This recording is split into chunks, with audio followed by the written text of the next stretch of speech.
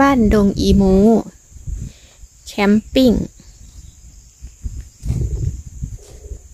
ผู้ใดจะมากางเต็นท์นอนก็มาได้เด้อจ้าโซนนี้งามๆเลยลานกางเต็นท์คือผู้ใดอยากมาพักผ่อนเป็นหน้าเป็นเอียงก็มาได้พูดนะถนนลอยฟ้าทั้งผลแมนหมดเลยตรงนั้นจะเป็นไอ้มองกลางเต็นท์เนี่ยนะที่ว่ามีห่านขึ้น